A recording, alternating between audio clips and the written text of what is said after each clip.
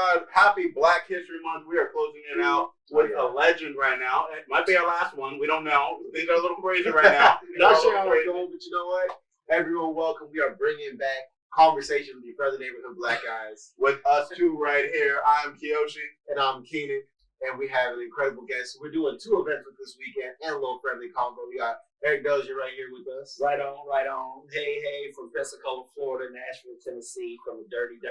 You know, that's me.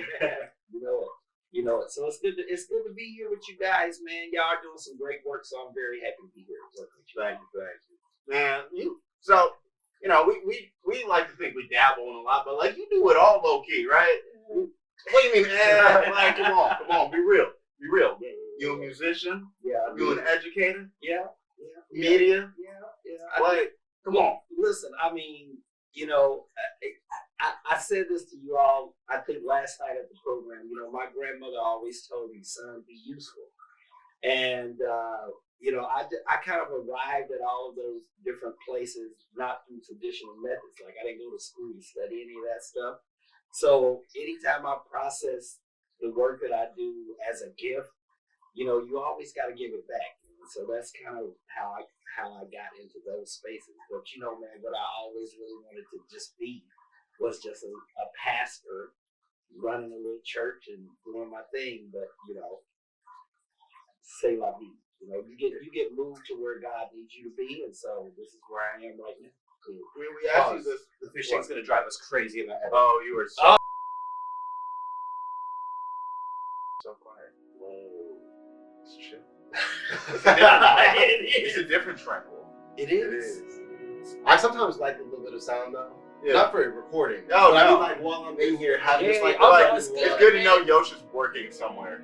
Yeah, exactly. Yoshi's there tearing his hair out. I'm trying to edit these freaking sounds out. Yeah. I asked you this question yesterday. Mm-hmm. Yeah. But when did you know, like, music was your calling? Oh man, I've actually written about that a little bit, man, because like in the environment that I grew up in, music was always there. So there was never a time that I didn't participate in the music of my community. But when I started to kind of get kind of driven by that particular path, it was probably when I was about 4 or 5, man. And I remember, this old record my dad had. You know, for all you young people, if you don't know what a record is, you know, you ask these young brothers, I think they might know. But like it was an old record by Memphis Slim called Broadway Boogie. And my dad would put that record on and it just lit me up, right? And so I had a little plastic piano, used to bang on that piano. And next thing you know, my dad is bringing a piano home on the back of my granddad's truck. And that was really the first time I had seen him play. I didn't know that he played. And I was just mesmerized from then on out. Like when he played, you know, it was almost like he was playing a drum. You know what I'm saying? Like it was like rough, bluesy, gospel type stuff. And always on the black keys. So it just kind of sucked me in. And next thing you know, man, I'm on the piano at church in front of the choir. And that's how I learned to arrange. That's how I learned to sing. That's how I learned to teach, and educate folks around the music. And I just took it from there. So yeah, 4 or 5 years old, man, is when I first got into it. So who were your early influences? Like what besides the church? Like give me some artists. Yeah, well, bro, listen, my dad, it's funny, man, because my dad was not a church dude. My mom's side of the family, they were all churchy. So, Sunday morning was like, you wake up listening to Mahalia Jackson and the Hawkins and all these folks. And then you come home Sunday afternoon and it's Rick James and the Daz Band and the Ohio Players and Earth, Wind and Fire. Stevie Wonder, Marvin Gaye, Curtis Mayfield is probably one of my favorites. Nina Simone, Billie Holiday. I mean, it was such an eclectic mix. And then when I was like in the 6th, 7th grade, I went to this independent school and was really introduced more to jazz and classical music. I was singing in German and Latin and all these different things. So So music was for me a way to kind of explore the world.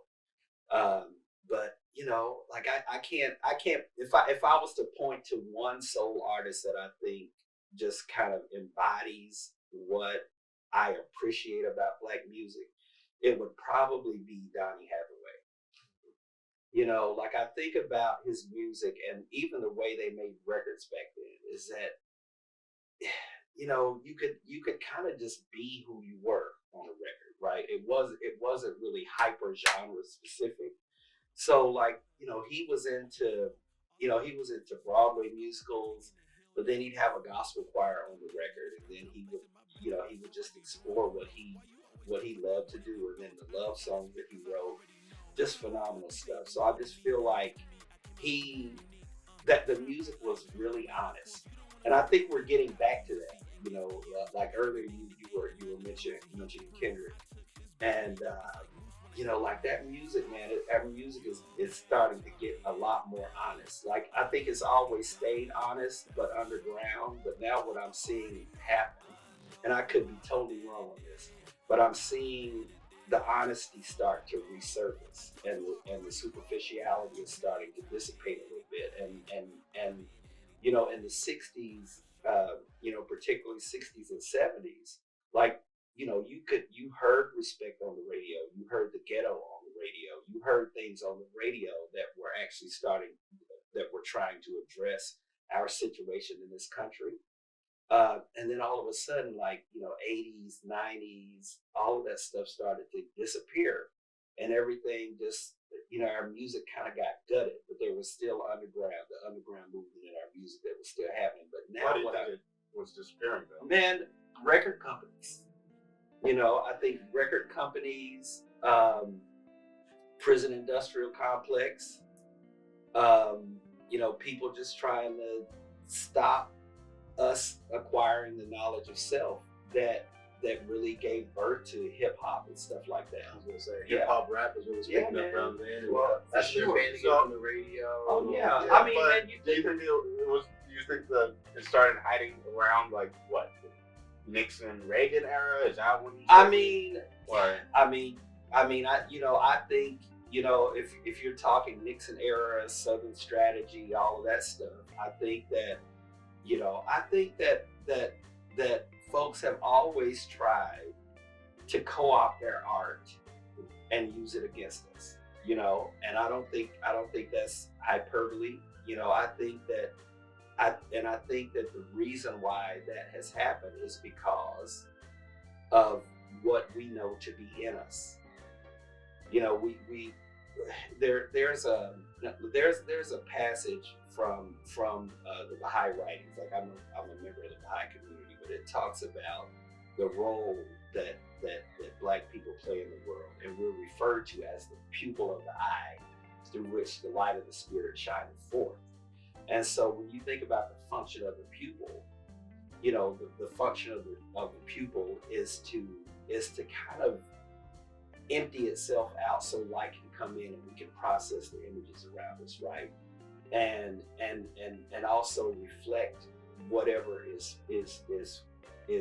in front of us in a very faithful and true manner.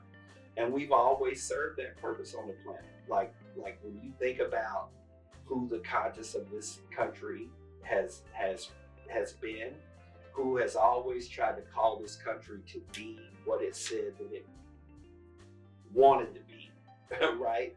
You know, it's been us. And whether that has come through in the spirituals, whether that has come through in the blues or soul or gospel or hip hop, you know, we've always put that vision out there for people to take or leave, but we've always held it somewhere. You know, we've always held it, no matter what people have tried to say about us. Like, we've always done that, and we can't discount the role that music has played, sitting at the foundation of that. Like, you think about some of the titles of the books that we love by James Baldwin, The Fire Next Time, like that's old spiritual, right? And there's a reason why some of these books have titles that are songs, right? Because though that song It's like Dr. Bernice Johnson Reagan said, when we sing, we announce our existence, right? So those songs are not just part of a performance practice that the community engages in. That music is a carrier of our social theory, our theology, our psychology, all of those different things. And that's how we kind of injected that in our children, in our communities, and then in the world. And think about, like, I travel all over the world, man, and everywhere I go, man, people are trying to wear the clothes, they're doing the music, they're taking in the culture. And to me, we've captured the heart of the planet. Now, what we do with it, I think, is another conversation, right? Now that we've captured that attention, captured the heart, and that's something that has been happening too. Since Memphis Slim went to France, or James Baldwin went to Europe, and Paul Robeson and all these folks that traveled all over the world, like, they were taking that sentiment and just really capturing the heart of the world. Now we have a moment, I really believe, to figure out how we can really galvanize that sentiment and transform the planet into what it needs to be. Well, that makes me wonder, why do you think it's coming back today? I think you were talking about it kind of disappeared for a while. Yeah. In the music, but it's starting to happen again. You see it through Kendrick, and then you see it a little bit coming out. Mm-hmm. Why do you think that's happening now versus any other time? Well, I think it's a little bit harder for the gatekeepers to gatekeep. I mean, like, even right now. I mean, I think when you talk about, record companies, like, even in the emergence, in the early emergence of record companies, when they decided to start making race records, in a lot of my work, I talk about the roots of how that began. And one really good example is country music, right? So what record companies did after they figured that if we split the market along racial lines, we could sell more records, they started to call music that we refer to as country music. If black people were doing it, they started calling it country blues.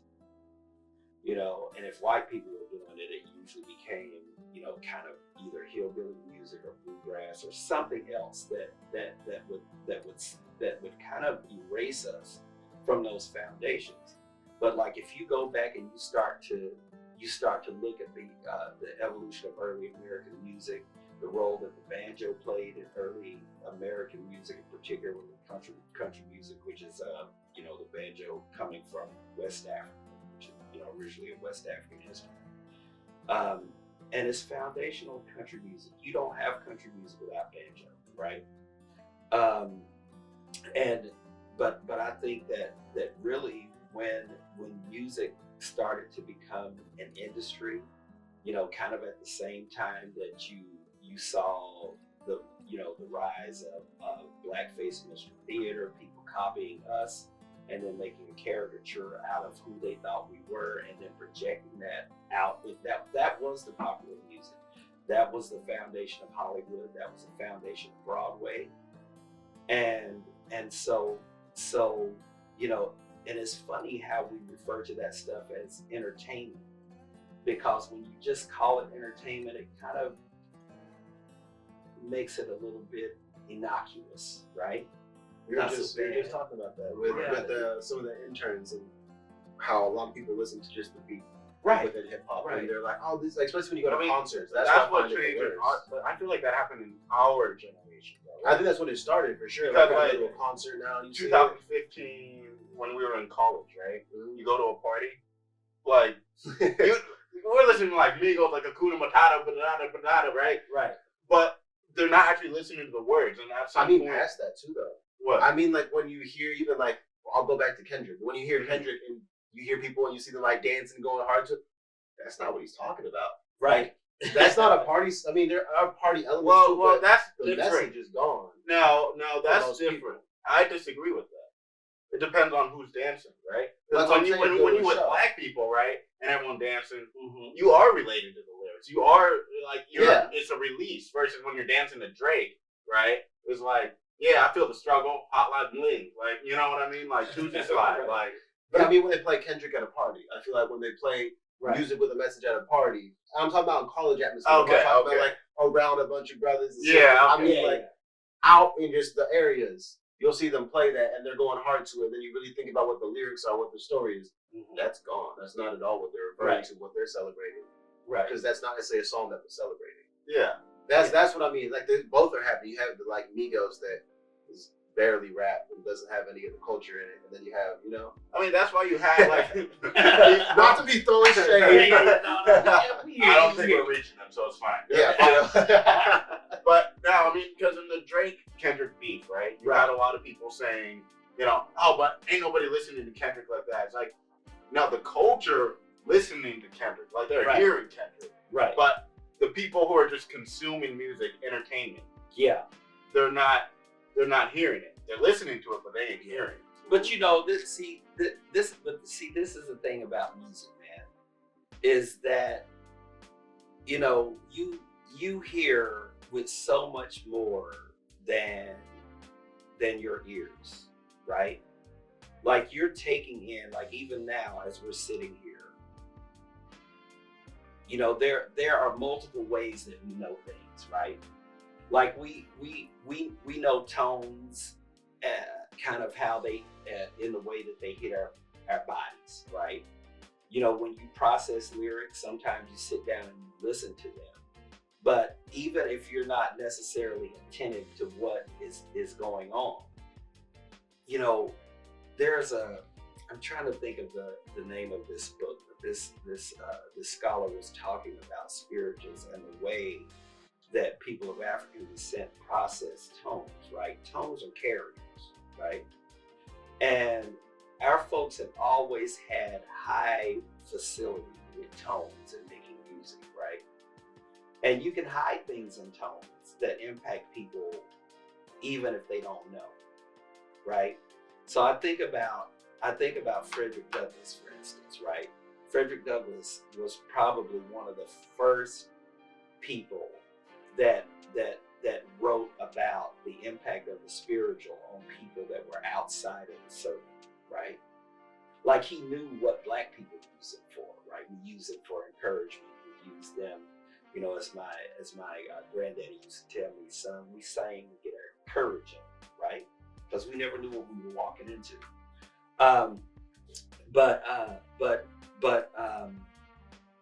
what Frederick Douglass says, he says that you should analyze the tones, right?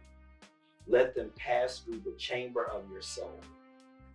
And that if you do that, you will learn more about the chattel slavery system than you could ever learn in 1,000 volumes of philosophy on the same subject, right?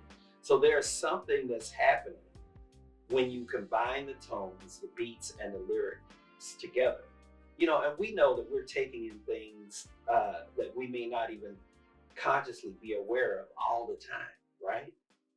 And so like even folks that may be outside of the culture and thinking that, oh man, this is just a beat, there's something happening to them because of that, right?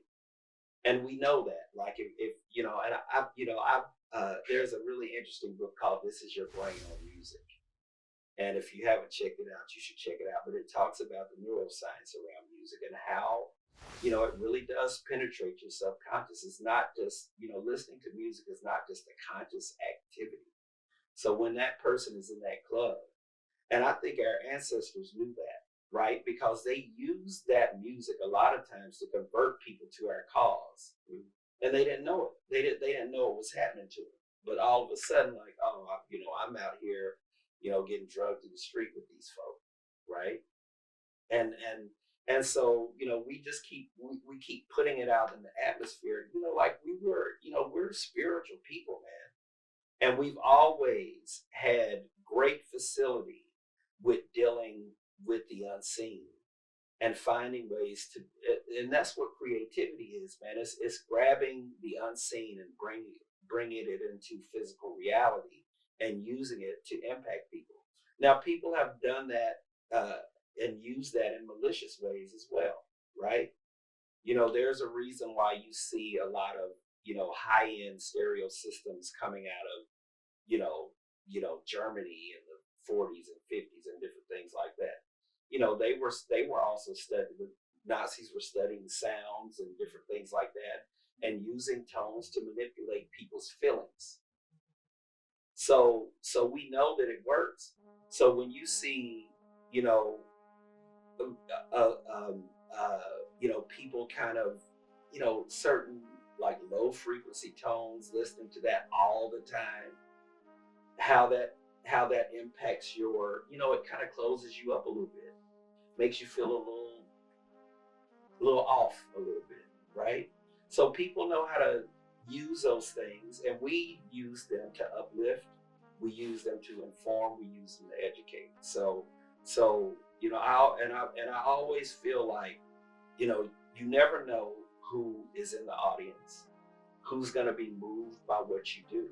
And now, and you all deal in the medium of film quite a bit too. And it's the same thing, man. Like, think about how you can use images and sound to manipulate emotion, right? To pull people into your story. When you pair that with this long history and legacy of storytelling, you can use that to really transform people's perception of who you are. And that's what we use our music to do, is to really tell people who we were and the power that we had to change the world. And you see it, man. I see it everywhere. Like, it really is amazing to travel across the world and see your culture reflected back at you like that. Well, I mean, that something we always say whenever we're giving these school presentations is, in America, I feel different in the world, but in America, a lot of, like you said, they're wearing our clothes, they listen to our music. They want to be black without the struggle. Right. But as you go throughout the world, right, like, how do you see the taking of our black culture? Mm-hmm. How does it differ? Like, man, I think, you know what, man, this is the thing. Once the genie is out of the bottle, you can't put it back in, right? And it just depends on where you are in the world, right? And sometimes,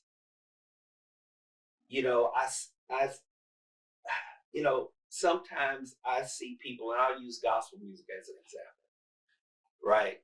So when I first kind of started touring as a gospel artist, what I realized is that if I was going to be teaching gospel music, that I couldn't just travel around the world and teach the soundtrack to Sister Act, right? Or just teach people "Oh Happy Day," right? Like I wanted when I was giving my workshops, I really wanted to connect people with the roots of gospel music, because I really in some countries I found that most people's impression, because of that film, and also because of another film, the Blues Brothers. People had a particular perception of the black church. The black preacher was like James Brown. Black people were in the church doing flips and gymnastics on Sunday morning, right? And Whoopi Goldberg was a gospel singer, singing, like all of that stuff in Las Vegas, whatever. And so, that is, that's the power of the media and storytelling, right? Like, those were the stories that were being told about us. But when gospel artists, and this has been happening actually 30, 40 years, even longer, when gospel artists started traveling more across the world and doing workshops with people, they actually began to teach the music beyond what people were exposed to through kind of traditional media. Like, you actually had contact with folks. And what I learned is that even goes back further to the Jubilee singers, man.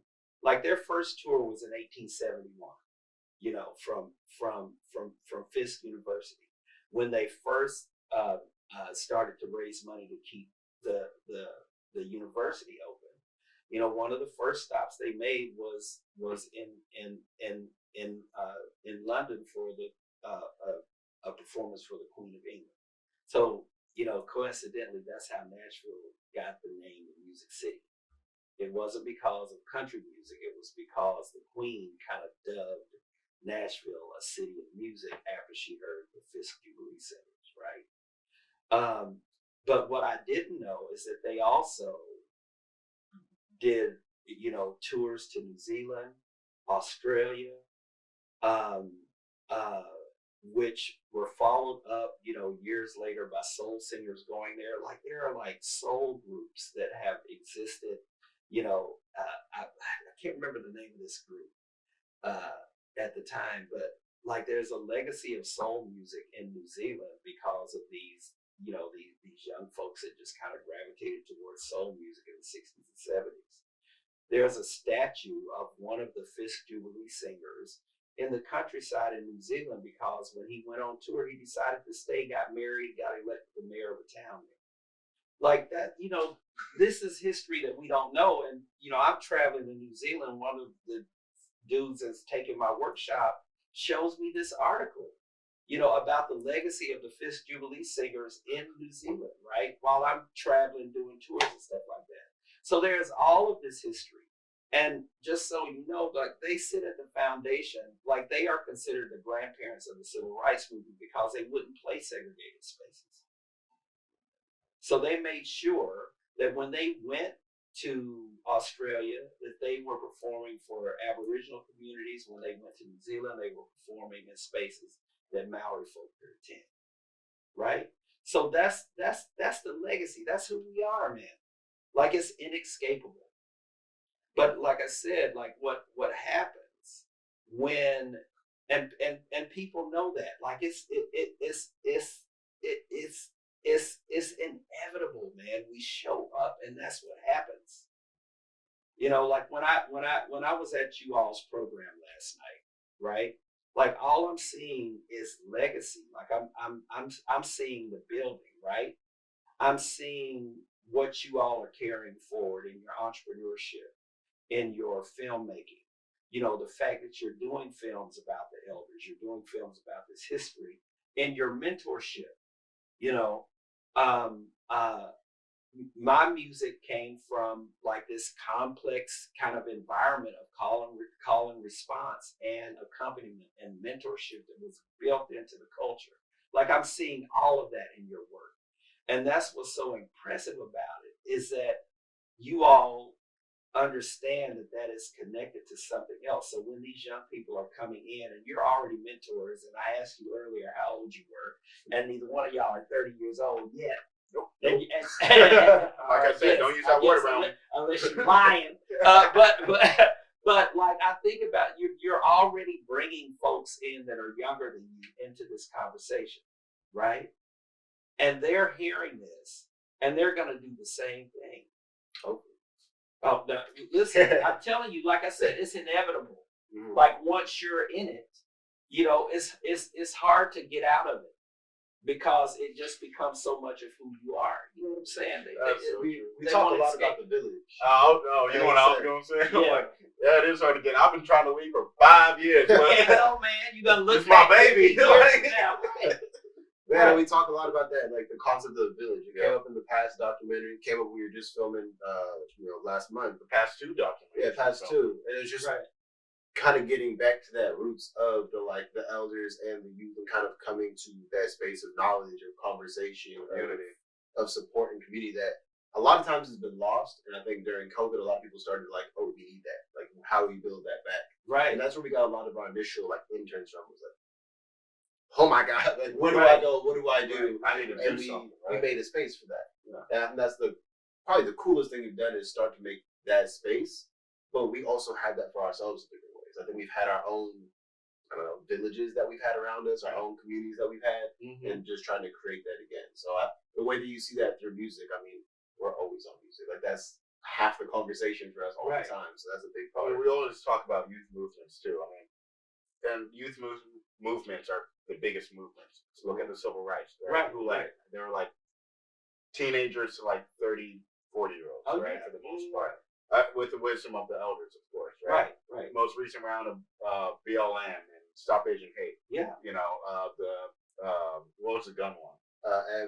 MSD. That was the Florida. Parkland and then Dream Defenders. You know, after Trayvon, like all of that, man. Like you know that legacy of the Student Nonviolent Coordinating Committee. You know, last night I mentioned Ella Baker and the mentorship that she provided to young people like John Lewis, Bernice Johnson Reagan, Julian Bond.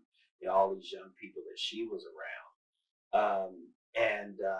or you think about conversations that the young people when they were protesting in Ferguson were having with young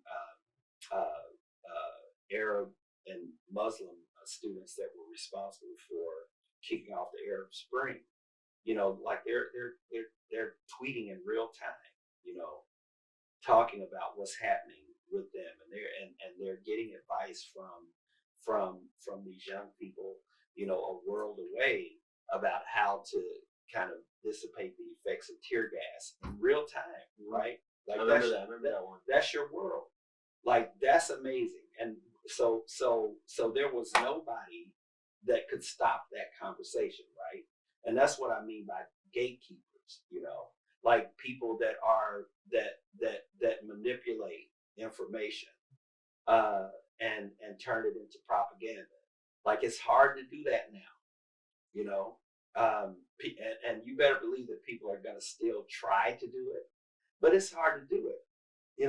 Once people have seen that they can really form these relationships across borders, across the world, that's where a new economy is going to come from. That's where a new world is going to come from those relationships.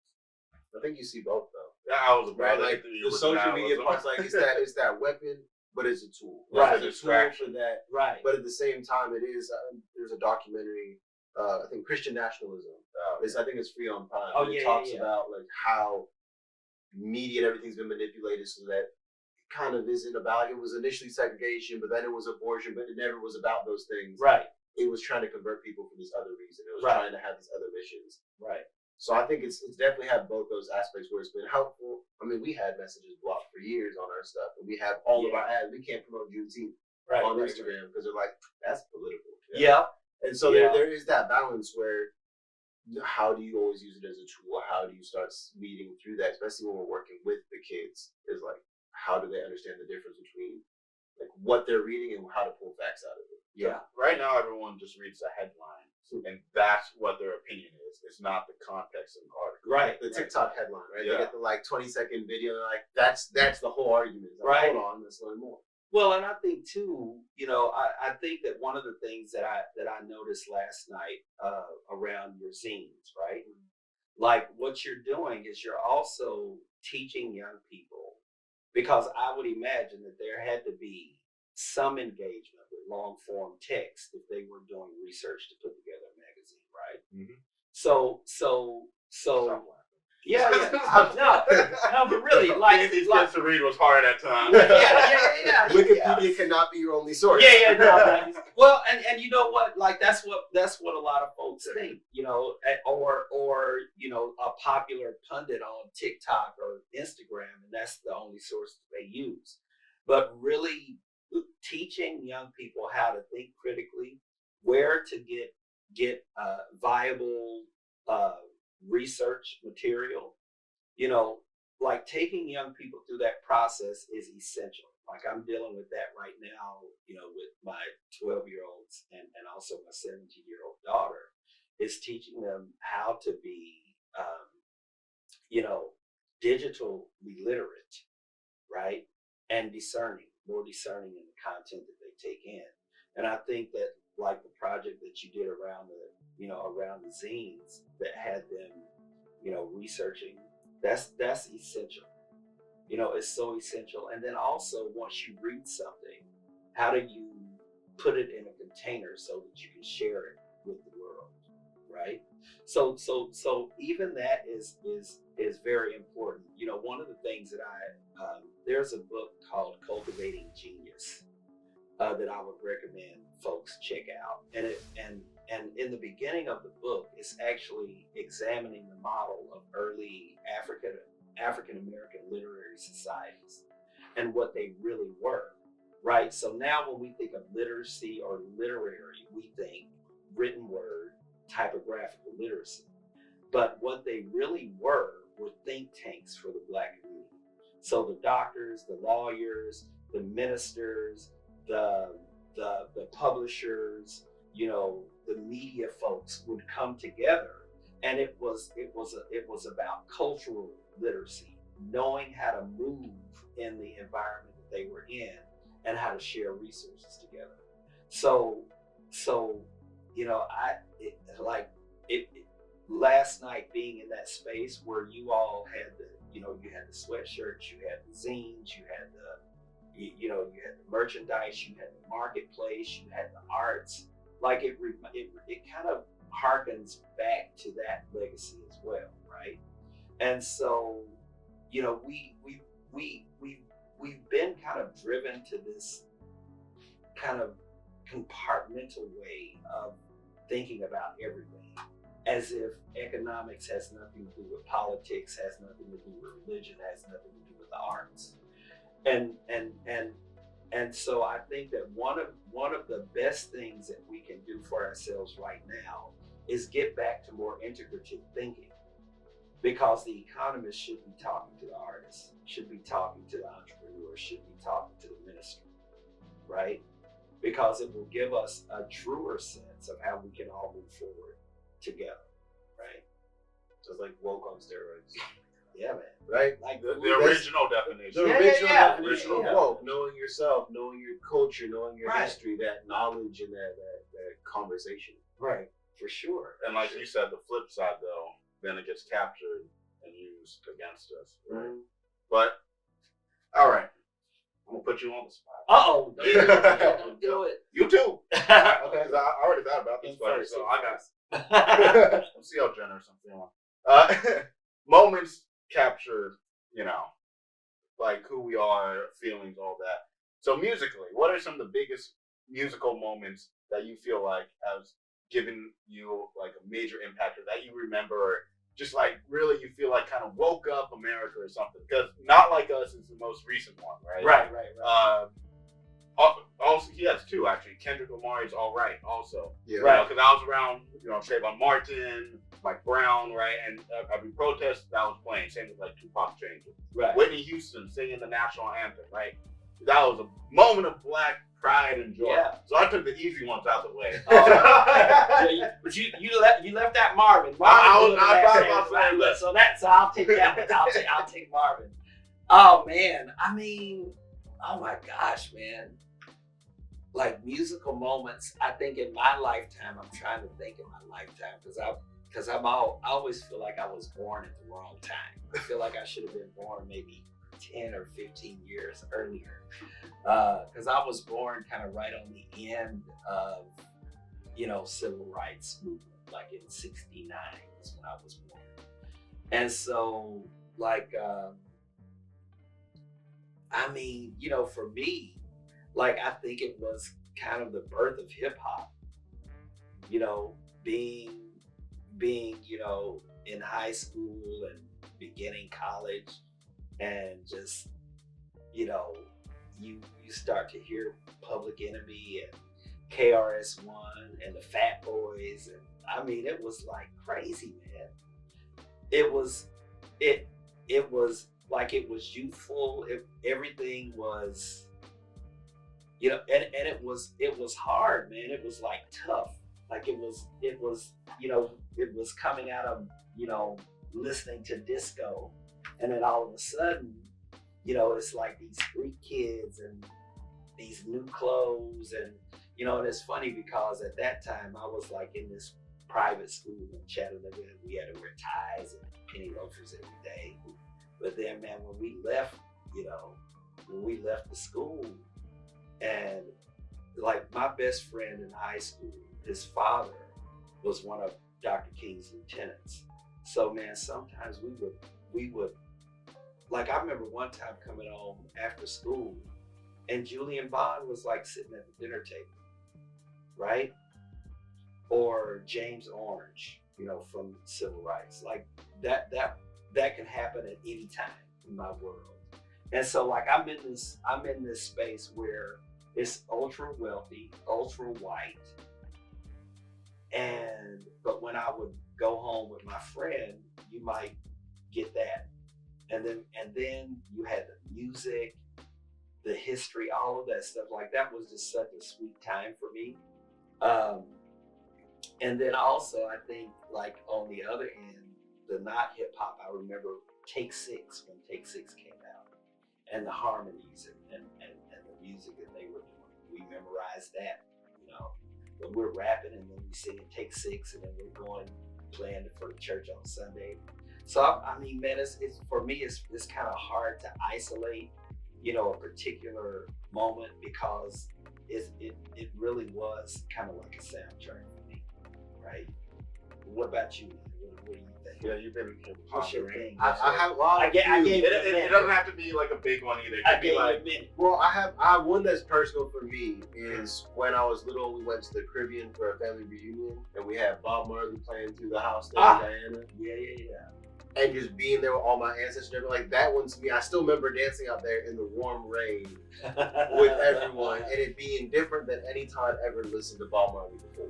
Bruh. And my grandma telling me stories of when she was growing up in Jamaica, and they would after school drive over, see a show when he's younger and he's coming up, party all night long, listen to him play, spending time there, and then driving home the next morning, going straight back to school.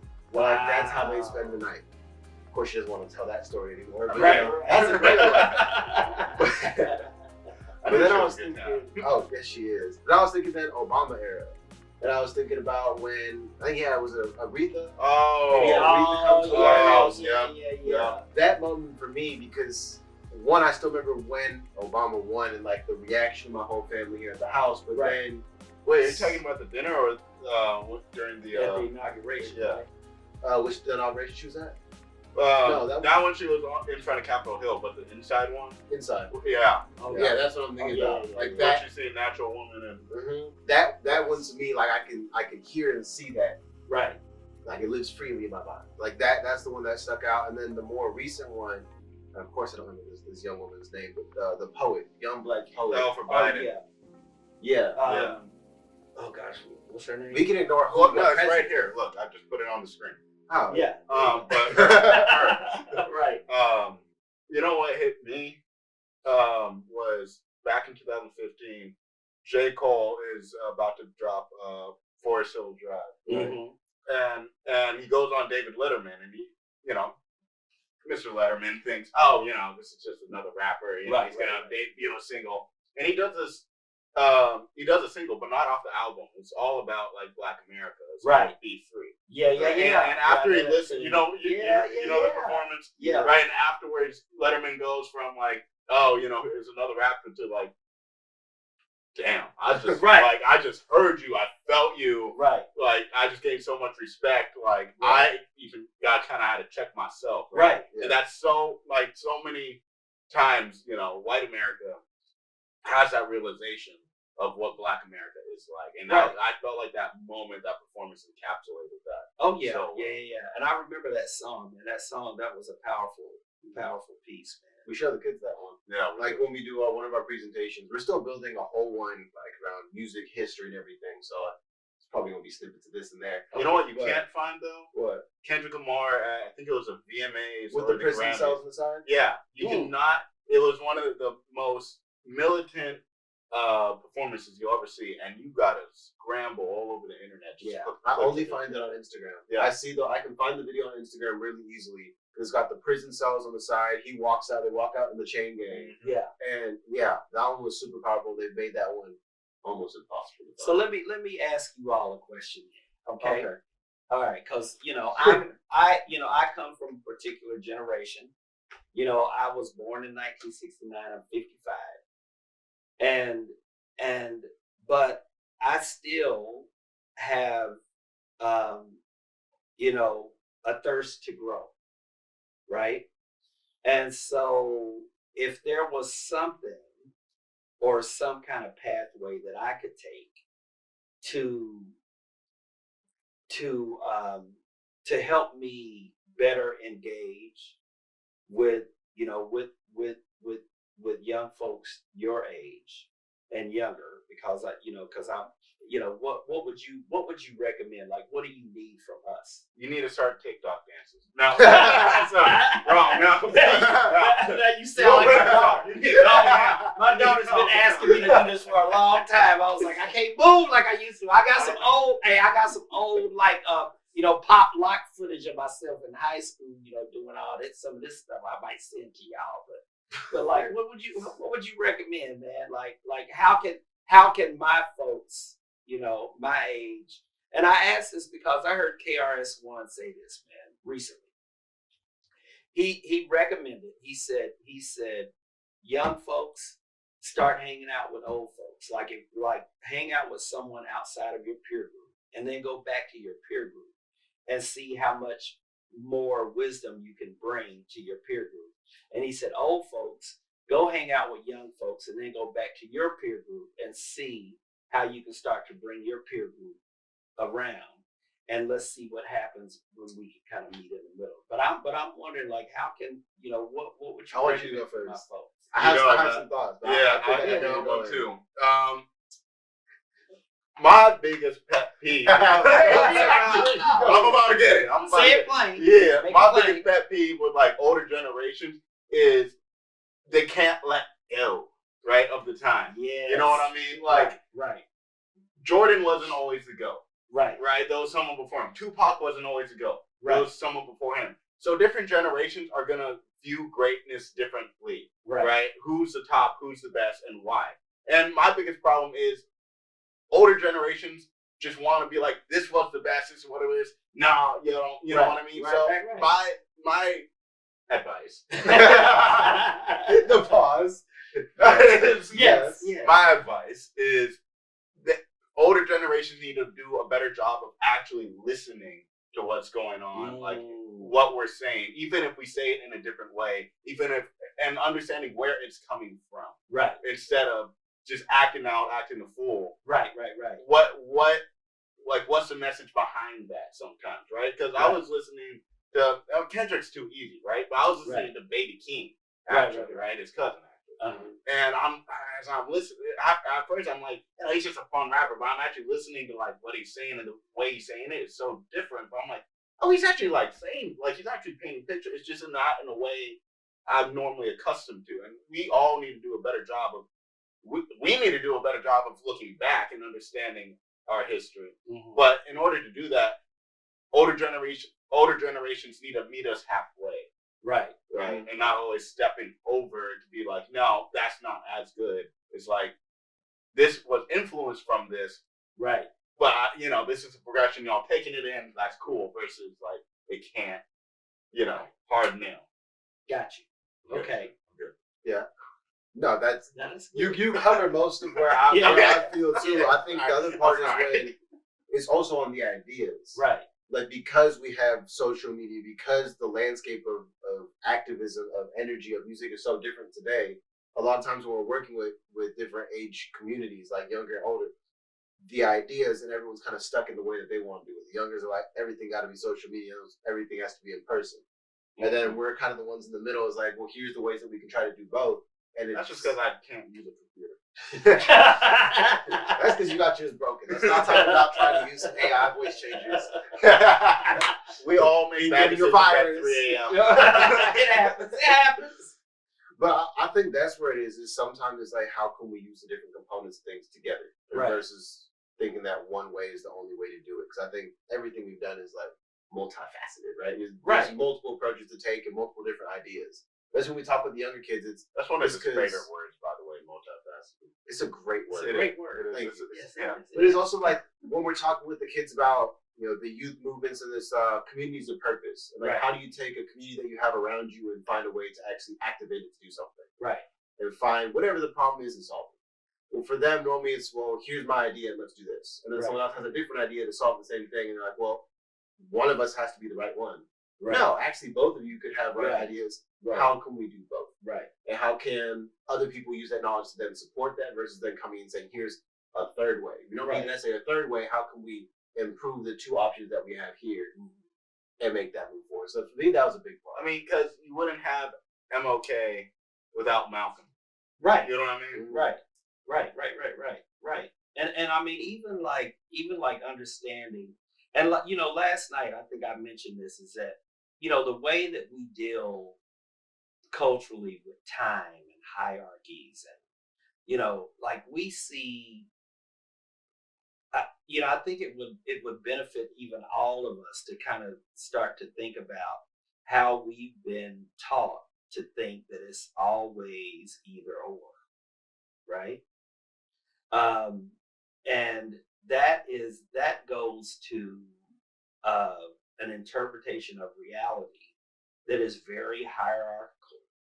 You know, somebody has to be on top and somebody has to be on bottom, but that's not necessarily true, right?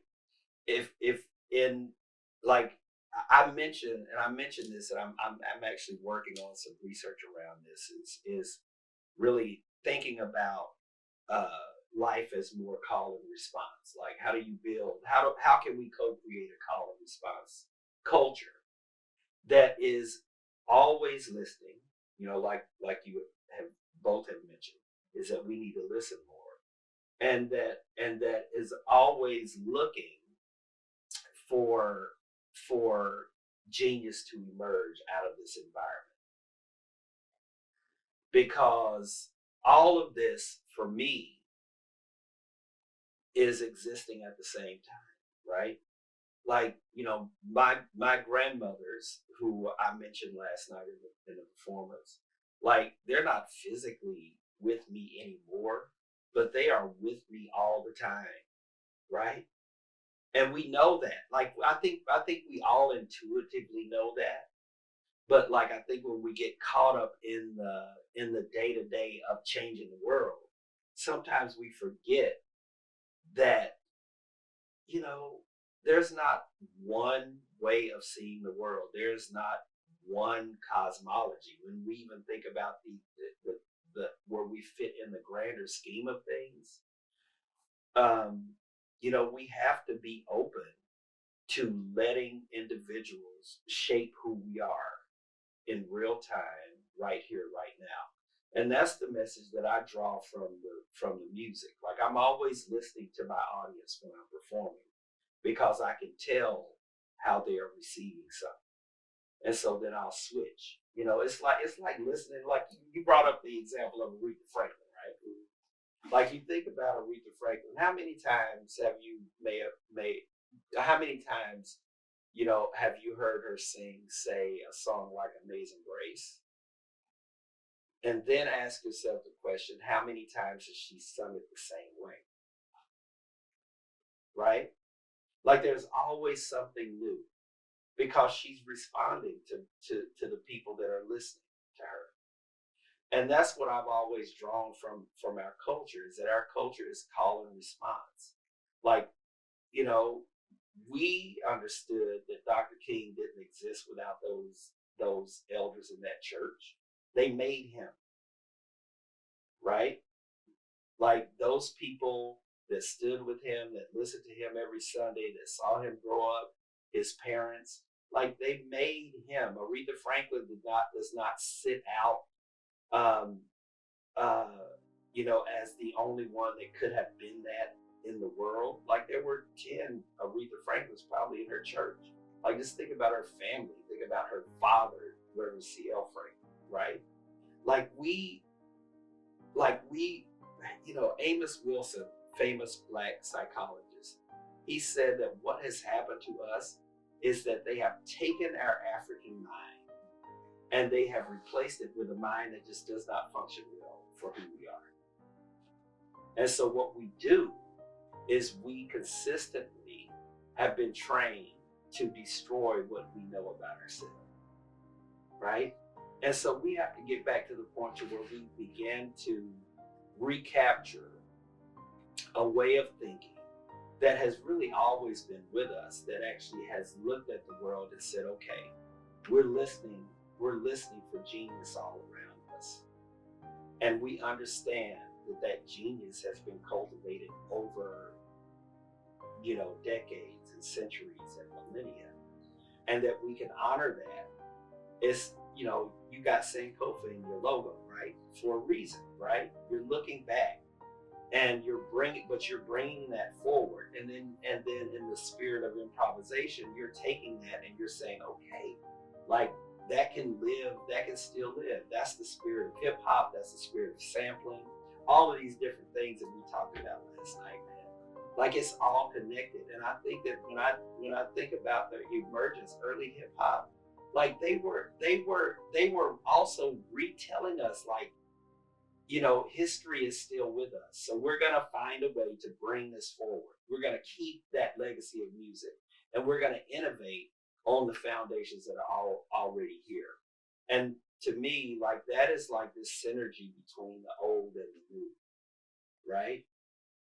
So, LeBron, and I see the arguments online. Who's the GOAT, LeBron or Mike, right? And it's like, man, you know what?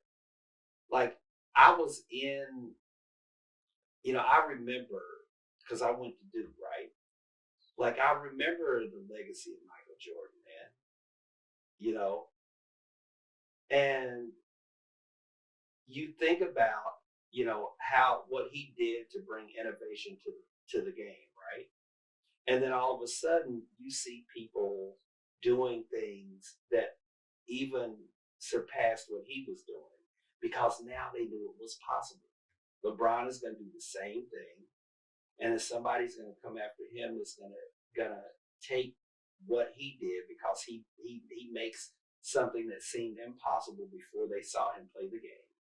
And it was the same thing with Ray Charles. It's the same thing with Nat King Cole, Donny Hathaway, Aretha Franklin. I mean, you think about Whitney Houston. Well, before Whitney, there was Cissy Houston, there was Aretha Franklin, all these different people. Like she built and innovated on what they did, and then just gave it to the world. And now, like, listen to these people, listen to folks singing, all different races. Listen to how they sing. Like it's amazing. So, but that's not just like passing a legacy on. That's the way we deal with time. And that's the way we deal with the broader issues, like metaphysical issues of cosmology and how we think about how we all relate to each other. Like it's like when I start to think, it just blows my mind, man. It's like we can't be constrained by this kind of Western either or type of thinking, because it has been killing us. Right? It's our slave mentality. Well, yeah, and I mean, even when you think about issues of appropriation, right?